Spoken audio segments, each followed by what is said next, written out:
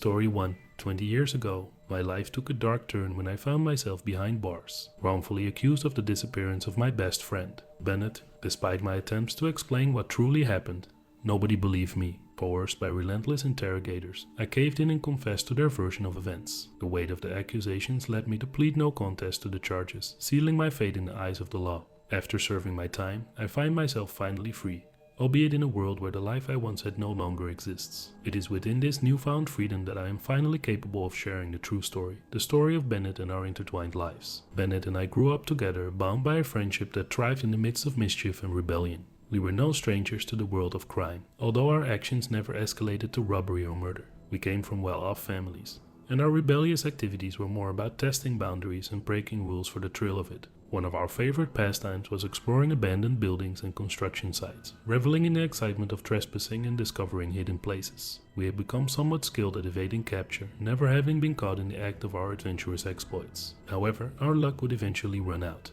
It was on a fateful night that our curiosity led us to an abandoned police station. The old building, constructed in the 1940s, had been left to decay after the police department relocated to a newer and larger facility. The remnants of the past lingered within those aged walls, creating an irresistible allure for us. Equipped with a knockoff Polaroid camera and empty backpacks to collect mementos, we embarked on our adventure. Cutting through the barbed wire fence and smashing the locks on the front door, we gained entry without any alarms sounding. A forbidden world of the old police station lay before us like a forbidden treasure trove. As we explored, our mischievous spirits soared. We rummaged through ancient records in the booking station, leaving chaos in our wake. The sheriff's office bore the brunt of our playful destruction, and we even searched the armory, hoping to find discarded weapons. To our disappointment, all we discovered were outdated billy clubs. But then, we stumbled upon the jail cells, a row of 4 cells with classic steel bars. To our astonishment, the keys to the cells hung conveniently on a hook nearby. The temptation was too great, and we couldn't resist the opportunity to play out our own cop and criminal scenario. We engaged in a game of rock, paper, scissors to determine our roles, and fate crowned me as the cop. With a mischievous grin, I locked Bennett, now playing the role of the criminal, inside one of the cells. The clanging sound of the cell door and the jingling of keys filled the air, heightening the excitement. At first, Bennett played along, pretending to be a rebellious captive, hurling insults and complaints at his captor. We reveled in the atmosphere, immersing ourselves in the roles we had assumed. However, as time passed, something changed. Bennett's playful demeanor shifted, and genuine fear crept into his voice. His cries for release grew desperate, a plea that sent shivers down my spine. I hurried to the cell, my intention to free him mingled with concern.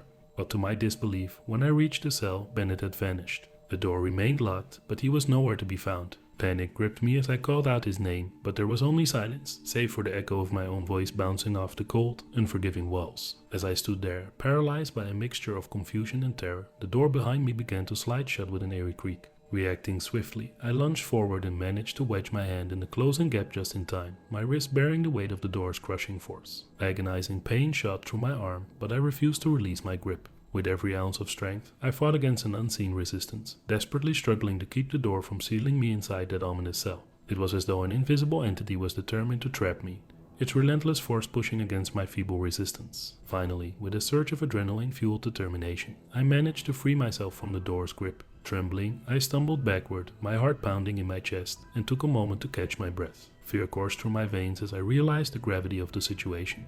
Bennett's disappearance and the inexplicable events that followed. In the days and weeks that followed, I found myself haunted by guilt and the weight of unanswered questions. The authorities launched an investigation into Bennett's vanishing, and the trail of suspicion led straight to me. Circumstantial evidence, combined with my false confession, made me the prime suspect in their eyes. The justice system seemed blind to the truth I knew deep within my soul. I was not responsible for Bennett's disappearance. As days turned into weeks and then into months, I relentlessly searched for any trace of my missing friend. I scoured the town, retracing our footsteps, questioning acquaintances, and immersing myself in every detail of that fateful night. But the more I delved into the mystery, the more elusive the truth became. Haunted by memories and plagued by sleepless nights, I began to unearth the dark history surrounding the old police station. Rumors circulated about unexplained deaths, strange occurrences, and whispered tales of restless spirits that lingered within its walls. The building had become a ghostly relic, bearing witness to a multitude of secrets and traumas. Driven by an unwavering determination to uncover the truth, I sought solace in forgotten archives, meticulously examining records and connecting the dots between past and present. It was during these solitary investigations that I encountered unsettling accounts of prisoners who had mysteriously vanished from the very same cells where I had last seen Bennett. Piecing together fragments of forgotten stories and unearthing forgotten evidence, a disturbing pattern emerged. The old police station had long been a playground for something dark and malevolent. Its walls harbored an insatiable hunger for souls, consuming the lives of those who dared to cross its threshold. My quest for answers led me deeper into the labyrinth of the unknown, where whispers of occult practices and supernatural phenomena mingled with the echoes of forgotten footsteps. I sought the guidance of local historians, paranormal investigators, and even those who claimed to possess esoteric knowledge. Each encounter peeled back another layer of the twisted tapestry that bound this unholy place. Yet, as I delved further into the darkness, I couldn't shake the feeling that something ancient and sinister was watching my every move. Shadows danced at the edge of my vision, whispers echoed in empty corridors, and a sense of foreboding hung heavy in the air. It was as if the malevolent force that had claimed Bennett was now fixated on me. Through a haze of fear and determination, I became entangled in a desperate race against time. Every step I took brought me closer to the horrifying truth, but also increased the peril that lurked around every corner. The line between reality and nightmare blurred, and I questioned my own sanity as I navigated a treacherous maze of deception, betrayal, and supernatural forces beyond my comprehension. Now, consumed by an insatiable thirst for justice and haunted by the memories of my friend's disappearance, I stand on the precipice of unveiling the sinister secrets that lie within the walls of that forsaken police station. I delve deeper into the occult and consult ancient texts. Guided by whispers and cryptic clues, I find myself drawn to a hidden chamber beneath the station, a chamber rumored to be the epicenter of the malevolent forces that hold sway over the building. Armed with ancient symbols and protective charms, I cautiously descend into the subterranean depths. The air grows colder, and a palpable sense of otherworldly energy permeates the atmosphere. Flickering candlelight casts eerie shadows on the walls adorned with occult markings. As I navigate the labyrinthine passageways, I stumble upon a hidden archive that reveals a horrifying truth. The old police station was once a site of occult rituals and human sacrifices, conducted by a cult that worshipped an ancient deity of darkness. The souls of the sacrificed prisoners were claimed by this entity, forever trapped within the confines of the building. A chilling realization dawns upon me. Bennett's disappearance was not an isolated incident. He had become another victim of the malevolent force that dwells within these cursed walls. The guilt that has weighed upon me for years begins to dissipate as the pieces of the puzzle fall into place. I was merely a pawn in a much larger, sinister game. Armed with this newfound knowledge, I embark on a perilous mission to release the trapped souls and bring closure to those who have suffered. With every step, I encounter the vengeful spirits of the past, their anguished moans and ethereal apparitions driving me forward with a renewed determination. Using ancient rituals and protective rites, I navigate the treacherous ethereal realm that intertwines with our own. I confront the malevolent deity that has held Bennett and countless others captive for decades. The battle between light and darkness ensues, each confrontation pushing the boundaries of my mortal limitations. At the climax of the harrowing struggle, I harness the energy of the spirits, drawing upon their collective strength to banish the ancient entity back to the shadows from whence it came. The walls of the old police station tremble as the curse is shattered, freeing the trapped souls and cleansing the building of its malevolence. Exhausted but triumphant, I emerge from the depths of the old police station, the weight of guilt lifted from my shoulders. Then its spirit, finally released from its tormented existence, reaches out to me in a final, bittersweet farewell. Though scarred by the horrors I have witnessed, I find solace in the knowledge that justice has been served and my friend can rest in peace. As I leave the haunted past behind, I dedicate my life to investigating and exposing the supernatural underbelly of the world. Armed with my experiences and a newfound purpose, I become a relentless seeker of truth, helping those plagued by unexplained phenomena and vengeful spirits, ensuring that no one suffers the same fate as Bennett. The horror story that began with my wrongful imprisonment now concludes with a tale of redemption, bravery, and the unbreakable bond of friendship. Though the scars of the past will never fully fade, I carry them as a reminder of the darkness that exists in the world and the strength needed to overcome it. And as I venture into the unknown, seeking justice for the lost and tormented, I do so with the unwavering belief that even in the darkest of nights, light will prevail. Story 2. In my long and storied career as a sheriff's deputy, I have witnessed and experienced countless disturbing and traumatizing events.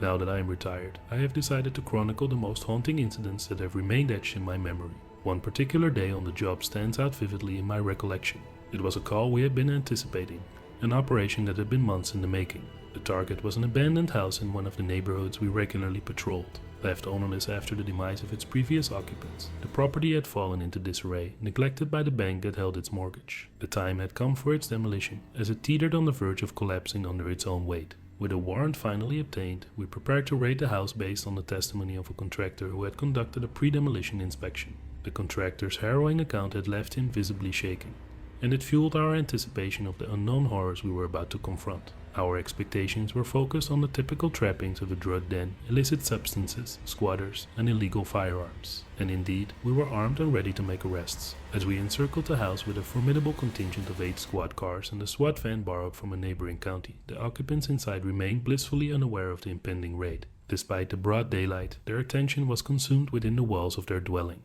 While I positioned myself a few men behind the front line, the SWAT team announced our presence at the door before forcefully breaching it. In a matter of seconds, chaos ensued. With only a fleeting 15-second warning, some of the occupants on the first floor managed to scramble toward the back exit. But we had planned for such a scenario and had officers strategically positioned to intercept them. The SWAT team stormed in, their imposing presence deterring any resistance from those who remained. By the time I entered the house, about a dozen individuals lay on the ground, subdued and immobilized. However, our task was far from complete. While my comrades dealt with the arrested individuals on the first floor, I accompanied the SWAT team as we ventured deeper into the house's bowels. A basement lay hidden below, an uncharted territory shrouded in an air of apprehension. As we descended, my heart raced within my chest, the anticipation and tension suffusing the atmosphere. I felt a heightened sense of awareness, as if I could perceive every detail in a 360-degree panorama. A palpable shift in the ambience greeted us as we reached the basement's depths. The SWAT team, seasoned professionals accustomed to high-intensity raids, visibly slowed their advance, mirroring the instincts that had taken hold within me.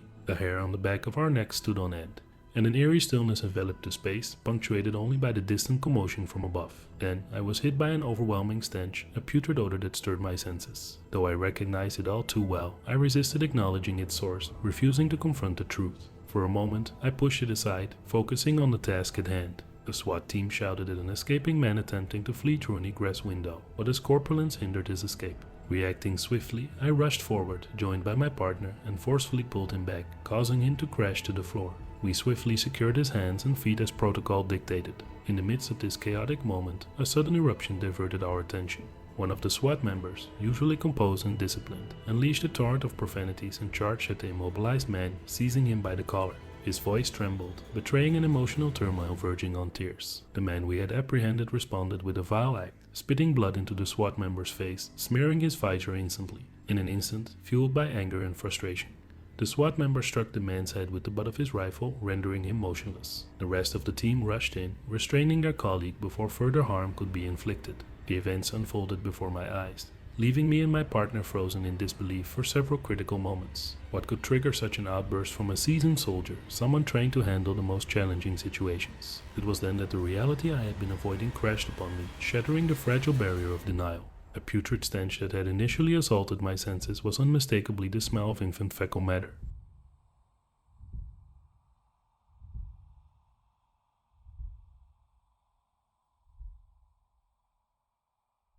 The realization hit me like a ton of bricks, intensifying the unease coursing through my veins. My partner called for backup, jolting me back to my duty, but my mind fixated on the scene unfolding before us. Surrounding us were cribs, 6 in total, lined up against the grimy walls of the cramped basement. Horror gripped my heart as my gaze fell upon the pitiful occupants within them. Children, ranging from infants to toddlers, each in a state of profound distress, covered in their own excrement. Their cries had gone unheard amidst the cacophony of the raid, as each one was gagged by tightly secured pacifiers, the cords cutting into their tender flesh. Some were even bound with bungee cords, further tormenting their vulnerable bodies. At that moment, the world seemed to spin, and a lightheadedness threatened to overcome me. I desperately clung to the hope that this couldn't be real, that my eyes were deceiving me. But my partner's urgent call for assistance snapped me out of my daze. Forgetful of my duty, I focused on a single purpose, to alleviate the suffering of the infant before me. I cradled the helpless child in my arms, tenderly removing the pacifier that had silenced their cries, allowing their anguish to be heard at last. As my partner and I stood there, consumed by the horrifying sight,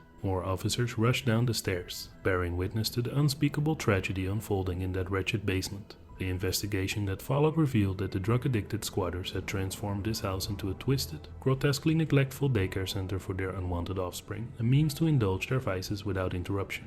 Every child discovered was placed into the foster care system, their fates forever unknown to us. Yet we, the officers who bore witness to this abomination, carry the burden of wondering about their destinies each day since that fateful raid. It haunts our thoughts, a constant reminder of the depths of depravity that humanity can sink to. And as I pen down this account, I know that the scars of that day will never fade from my soul, forever etching the horrors I witnessed into the fabric of my being. Story 3. During the lockdown, my life seemed to be going well. I had recently started dating my girlfriend, and with everything closed, we had plenty of time to spend together. We were both 18, nearing the end of our senior year in high school, and had few responsibilities. We would drive around town, enjoying the quiet streets and each other's company. We found secluded spots to park my car and be hidden from prying eyes. It was a perfect escape. But one night, everything came crashing down. We parked in the rear lot of a park near our school, thinking no one would see us in the darkness. Little did we know that our friends, angry that my girlfriend wasn't partying with them, had called the cops on us, falsely claiming I was a drug dealer.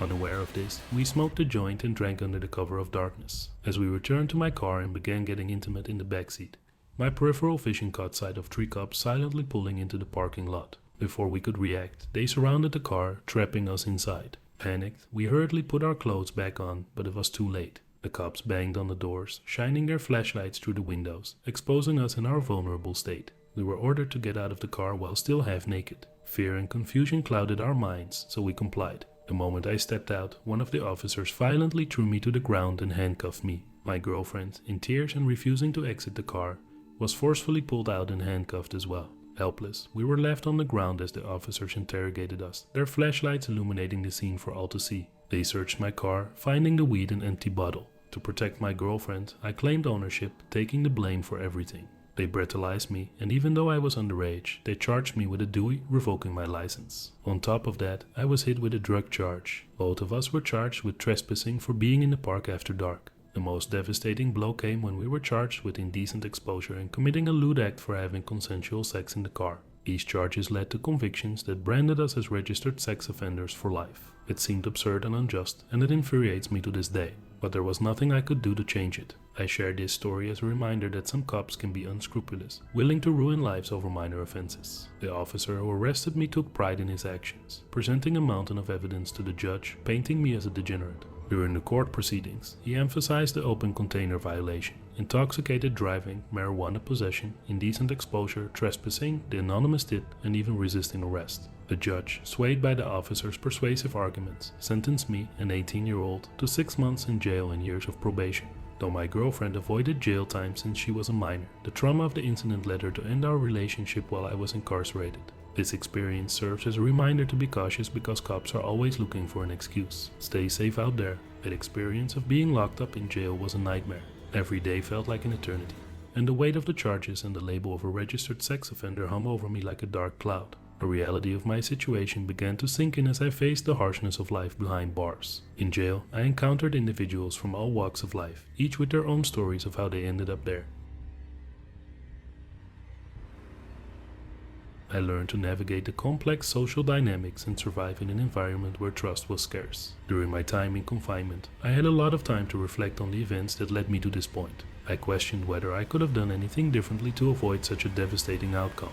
The anger and frustration consumed me, but I also found solace in the support of fellow inmates who understood the injustices of the system. While in jail, I made a promise to myself that I would not let this experience define me. I was determined to turn my life around and prove that I was more than the mistakes I had made. I sought out educational opportunities and participated in counseling programs to address the underlying issues that had contributed to my choices. After serving my sentence, I was released, but the challenges were far from over. As a registered sex offender, I faced numerous restrictions and societal stigma. Finding employment was nearly impossible, and even finding a place to live became a daunting task. The consequences of that one fateful night seemed to follow me wherever I went, but I refused to let despair consume me. I connected with support groups for individuals in similar situations, and together we fought for reform and greater understanding of the complexities surrounding sex offender registries. I became an advocate, sharing my story to raise awareness about the consequences of over-policing and the need for fair justice systems. Slowly, I began to rebuild my life. I enrolled in college, determined to pursue a career where I could make a positive impact.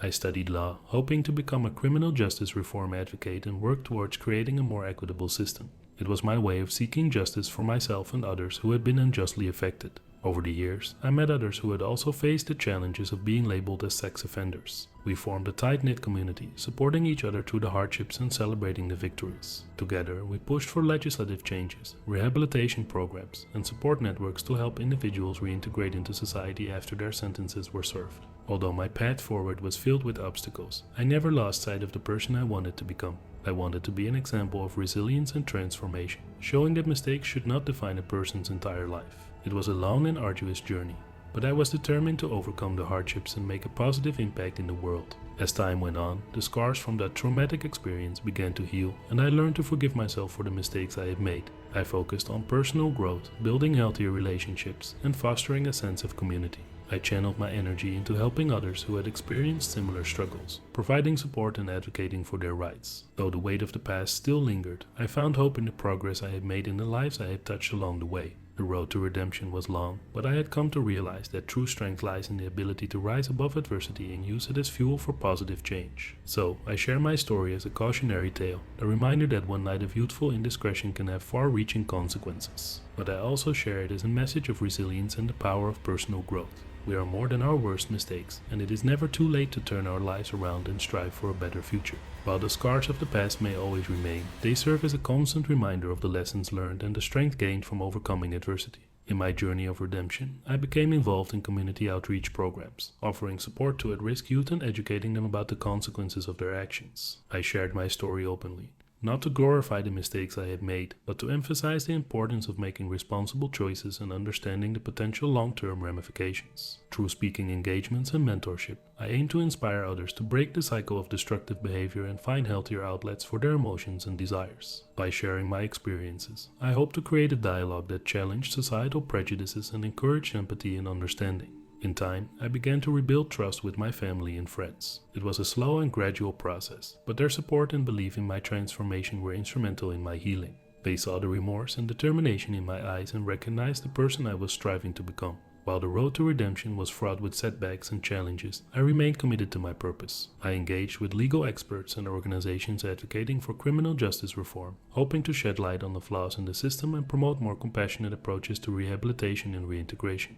I sought to address the misconceptions surrounding sex offender registries and work towards policies that prioritize risk assessment and individualized treatment plans over blanket categorizations. By doing so, I aim to protect society while still offering opportunities for redemption and personal growth. Throughout my journey, I encountered individuals who were resistant to change, blinded by the stigma associated with sex offenses. But I persevered, driven by the belief that everyone deserves a second chance and the opportunity to rebuild their lives. I became a voice for those who were silenced, advocating for the recognition of their humanity and potential for rehabilitation.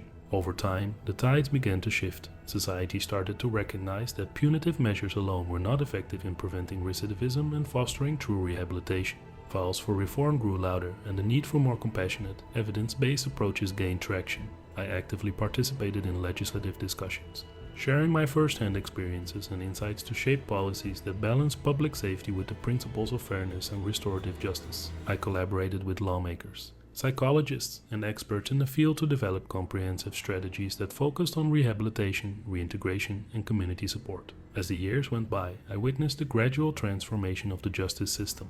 There was a growing recognition of the importance of rehabilitation and providing individuals with the tools they needed to successfully reintegrate into society. Programs were established to address the underlying issues that led to criminal behavior, such as addiction, trauma, and mental health disorders. While I acknowledge the progress made, I remain vigilant in my advocacy. I understand that the journey towards a more compassionate and equitable justice system is ongoing, and I continue to lend my voice to those who have been marginalized by society's prejudices. In the end, my story is not just about the horrors and injustices I faced. It is a testament to the power of resilience, redemption, and the unwavering human spirit. It is a reminder that even in the darkest of times, there is always hope for change and growth. So, to anyone who finds themselves facing the consequences of their actions, I implore you to hold on to that flicker of hope. Embrace the opportunity for self-reflection, personal growth, and making amends. Know that your mistakes do not define you, and with determination and a supportive community, you can reclaim your life and contribute positively to the world. In sharing my extended story, I hope to inspire others to believe in the power of redemption, to challenge societal biases, and to work towards a justice system that values compassion, rehabilitation, and second chances. It is my hope that by sharing the depths of my journey, Others will understand the complexities of human experiences and the importance of empathy in our interactions with one another. Beyond my personal advocacy, I also found solace in artistic expression. Writing became a cathartic outlet, allowing me to explore the depths of my emotions and share my insights with others. I delved into the world of storytelling, using fiction to shed light on the societal issues and struggles faced by those who have been entangled in the criminal justice system. Through my writing, I aim to challenge preconceived notions and humanize the stories behind the labels. I wanted to create characters that resonated with readers, evoking compassion and empathy. By sharing these narratives, I hope to foster a deeper understanding of the human capacity for growth, redemption, and forgiveness. As the years passed, I saw the impact of my efforts. The conversations around criminal justice reform grew louder, reaching not only the ears of lawmakers, but also permeating through various spheres of society. It became evident that change was on the horizon, albeit gradual. Reforms were implemented, focusing on a more comprehensive approach to rehabilitation. The justice system began to shift from punitive measures towards a greater emphasis on restorative justice, offering opportunities for healing, accountability, and community integration. The societal perception of individuals with criminal backgrounds evolved, recognizing that rehabilitation is a crucial component in reducing recidivism rates and creating safer communities. I continued to engage with organizations dedicated to criminal justice reform, collaborating with experts and activists who shared the vision of a more equitable and compassionate system. Together, we pushed for policy changes, invested in education and reentry programs, and fought to dismantle the barriers that hindered successful reintegration. While the road to redemption is long and arduous, my journey serves as a testament to the power of resilience, determination, and the belief in one's capacity for change. I emerged from the depths of despair, transformed not only by my personal growth but also by the collective efforts of those who stood by my side. Today, I stand as a beacon of hope, working tirelessly to create a society that embraces the principles of restorative justice and second chances. My experiences have fueled my passion to advocate for a more compassionate and effective criminal justice system, one that seeks to address the root causes of crime rather than perpetuate cycles of punishment. Through sharing my extended story, I hope to inspire others to challenge the status quo, to question societal norms, and to advocate for fairness, empathy, and understanding.